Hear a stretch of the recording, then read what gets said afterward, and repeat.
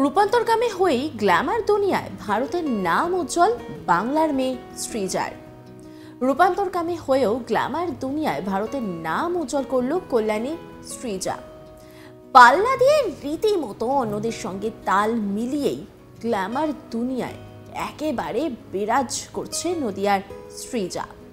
সে রূপান্তরকামী হয়েও international fashion শোতে অংশগ্রহণ করে ভারত থেকে প্রথম হয়েছে। তার যুদ্ধের কথা নদিয়ার কম বেশি সকলেই জানেন। পরিবার থেকেছে পাশে, একই সঙ্গে তার জেদও মারাত্মক। এই দুয়ের উপরে ভর করে রীতিমতো অসাধ্য সাধন করে তাক লাগিয়ে দিয়েছেন সৃজা।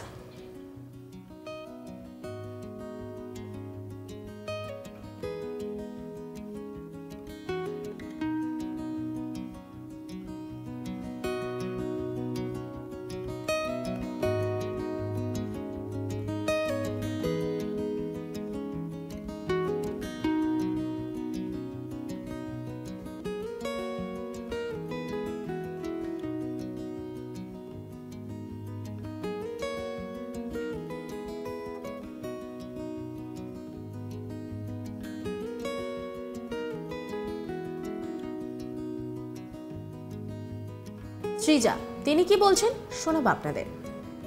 নিজেকে নিজের সঙ্গে অনেক লড়াই করতে হয়েছে, সমাজের সঙ্গে লড়াই করতে হয়েছে, অনেক ক্ষেত্রে মানে সমস্ত জায়গা থেকে লড়াই করতে হয়েছে। আজকে সেই জায়গায় লড়াই করতে করতে একটু একটু করতে করতে নিজেকে তৈরি করতে করতে আজকে নিজেকে এই জায়গাটা আনতে পেরেছি আমি। অনেক ক্ষেত্রে এসে হয়তো আমাকে দেখে সবাই ফার্স্ট টাইম একটা মেয়েই ভাবে যে না একটা মেয়ে। তারপরে আমি যখন তার সাথে কথা বলতে যাই বা কোনোরকম তখন অনেক রকমের পিছিয়ে মানে আমাকে এড়িয়ে যাওয়ার ব্যাপারটা আমি দেখতে পেয়েছি। এই জিনিসগুলো আমার সঙ্গে হয়েছে। তো সেইখানে তাদের আমি বিশেষ করে সেই ব্যক্তিদের দেখাতে চাই যে না আমরাও পারি। তো এখানে যে তুমি আজকে যে কম্পিটিশনে জিতেছো, সেটা কম্পিটিশন কোথায় আয়োজন হয়েছিল? এটা কানপুরে হয়েছিল। আমি আমাদের কলকাতায় একটা আলপি নবজীবন ওয়েলফেয়ার সোসাইটিতে ডান্স ট্যালেন্ট শোতে পার্টিসিপেট করি। ওইখানে আমি ভালো আমাদের মদন মিত্র স্যার ছিল, রচনা ব্যানার্জি ছিল ওইখানটায়, তারপরে সম্রাট স্যার ছিল, এরকম অনেক লোক ছিল। তো সেইখান থেকে আমার জার্নিটা শুরু হয়। তো আস্তে আস্তে আজকে এখন নিজেকে এই জায়গায় তুলতে পেরেছি। তিনি বলছেন নিজের সঙ্গে অনেক লড়াই করতে হয়েছে, সমাজের সঙ্গে লড়তে হয়েছে। আজ সেখান থেকে নিজেকে তৈরি করতে করতে এই জায়গায় এসেছি। আমাকে এড়িয়ে যাওয়ার বিষয়টি দেখতে পেয়েছি, আমার সঙ্গে হয়েছে সেই ব্যক্তিদের দেখাতে চাই আমরা পারি। নার্ভাস হয়ে গিয়েছিলাম, মা বাবার সাহস নিয়েই এই জায়গায় এসেছি। বাবা মাকেও অসুবিধার মধ্যে পড়তে হয়। রূপান্তরকামীরাও আজ সমাজে পিছিয়ে নেই, তার যেন প্রত্যক্ষ উদাহরণ নদিয়ার সৃজা। যদি একটা বছর পেছনের কথা একটু মনে করি তাহলে হয়তো সবারই মনে আছে নিশ্চয়ই শরণ্যার কথা। তার পুরো নাম শরণ্যা ঘোষ। হয়তো চিনতে পেরেছেন কেউ কেউ। সে গত বছর উচ্চ মাধ্যমিকে 7ম স্থান অর্জন করেছিল, কিন্তু তার এই সাফল্যের পেছনেও রয়েছে অনেক বাধা বিপত্তি। শুধু সে নয়, আমরা যদি একটু খোঁজ নিই তাহলে দেখব অনেক রূপান্তরকামীরাই আজ জীবনের দৌড়ে সফল। সেরকমই একজন নদিয়ার কল্যাণী 3 নম্বর ওয়ার্ডের কাঁঠালতলার বাসিন্দা সৃজা। সে রূপান্তরকামী হয়েও ইন্টারন্যাশনাল ফ্যাশন শোতে অংশগ্রহণ করে ইন্ডিয়া থেকে প্রথম হয়েছেন। তাকে সবাই সৃজা বলে চিনলেও তার আসল নাম রঞ্জন। বহুবার সমাজ তাকে ব্যঙ্গ করেছে। সমাজের ব্যঙ্গের চক্ষুর প্রভাবে পরিবার সহ সবার মানহানি হয়েছে, কিন্তু কোনোভাবেই দমের নিশে। তবে সকল প্রতিকূলতাকে পেছনে ফেলে আজ সাফল্যের মুকুট সৃজার মাথায়। তবে সৃজা জানাচ্ছেন তার মতো সমাজে যারা রূপান্তরকামীরা রয়েছেন তারা যেন হেরে না যান। লড়াই করে সমাজে নিজেকে নিজের পরিচয়ে প্রতিষ্ঠিত হয়ে দেখানোটাই আসল লক্ষ্য হওয়া উচিত। তবে সৃজার সাফল্যে খুশি তার পরিবারের লোকজনও।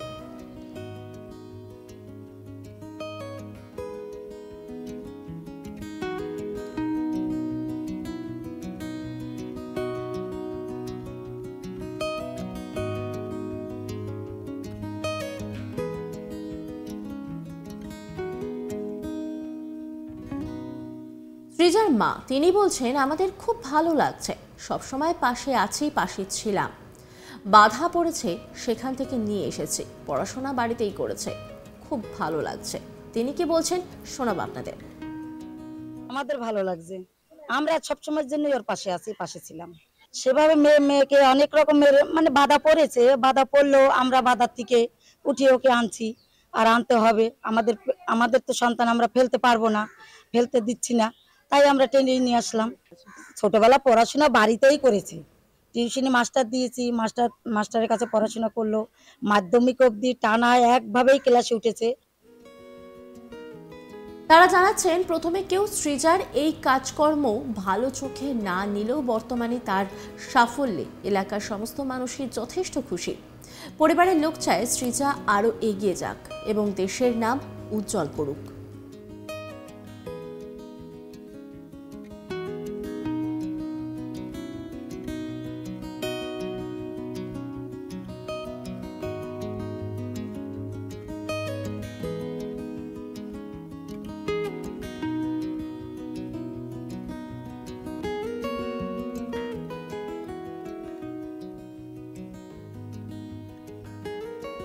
রূপান্তরকামী হয়েও গ্ল্যামার দুনিয়ায় ভারতের নাম উজ্জ্বল করল কল্যাণীর সৃজা। পাল্লা দিয়ে রীতিমতো অন্যদের সঙ্গে তাল মিলিয়েই গ্ল্যামার দুনিয়ায় একেবারে বিরাজ করছে নদিয়ার সৃজা। সে রূপান্তরকামী হয়েও ইন্টারন্যাশনাল ফ্যাশন শোতে অংশগ্রহণ করে ভারত থেকে প্রথম হয়েছেন। তার যুদ্ধের কথা নদিয়ায় কম বেশি সকলেই জানে, পরিবার থেকেছে পাশে। একই সঙ্গে তার জেদও মারাত্মক। এই দুইয়ের উপরে ভর করে রীতিমতো অসাধ্য সাধন করে রীতিমতো তাক লাগিয়ে দিয়েছেন সৃজা। কি বলছেন তিনি? বলছেন নিজের সঙ্গে অনেক লড়াই করতে হয়েছে, সমাজের সঙ্গে লড়তে হয়েছে। আজ সেখান থেকে নিজেকে তৈরি করতে করতে এই জায়গায় এসেছে। আমাকে এড়িয়ে যাওয়ার বিষয়টি দেখতে পেয়েছি, আমার সঙ্গে হয়েছে। সেই ব্যক্তিদের দেখাতে চাই আমরা পারি। নার্ভাস হয়ে গিয়েছিলাম, মা বাবা সাহস নিয়েই এই জায়গায় এসেছি। বাবা মাকেও অসুবিধার মধ্যে পড়তে হয়। কি বলছেন তিনি শোনাবো আপনাদের। নিজেকে নিজের সঙ্গে অনেক লড়াই করতে হয়েছে, সমাজের সঙ্গে লড়াই করতে হয়েছে, অনেক ক্ষেত্রে মানে সমস্ত জায়গা থেকে লড়াই করতে হয়েছে। আজকে সেই জায়গায় লড়াই করতে করতে একটু একটু করতে করতে নিজেকে তৈরি করতে করতে আজকে নিজেকে এই জায়গাটা আনতে পেরেছি আমি। তো অনেক ক্ষেত্রে এসে হয়তো আমাকে দেখে সবাই ফার্স্ট টাইম একটা মেয়েই ভাবে যে না একটা মেয়ে, তারপরে আমি যখন তার সাথে কথা বলতে বা কোনো রকম তখন অনেক রকমের পিছিয়ে মানে আমাকে এড়িয়ে যাওয়ার ব্যাপারটা আমি দেখতে পেয়েছি, এই জিনিসগুলো আমার সঙ্গে হয়েছে। তো সেইখানে তাদের আমি বিশেষ করে সেই ব্যক্তিদের দেখাতে চাই যে না আমরাও পারি। তো এখানে যে মানে তুমি আজকে যে কম্পিটিশনে জিতেছো, সেটা কম্পিটিশন কোথায় আয়োজন হয়েছিল? এটা কানপুরে হয়েছিল। আমি আমাদের কলকাতায় একটা আলপিন নবজীবন ওয়েলফেয়ার সোসাইটিতে ডান্স ট্যালেন্ট শোতে পার্টিসিপেট করি। ওইখানে আমি ভালো, আমাদের মদন মিত্র স্যার ছিল, রচনা ব্যানার্জি ছিল ওইখানটায়, তারপরে সম্রাট স্যার ছিল, এরকম অনেক লোক ছিল। তো সেইখান থেকে আমার জার্নিটা শুরু হয়। তো আস্তে আস্তে আজকে এখন নিজেকে এই জায়গায় তুলতে পেরেছি।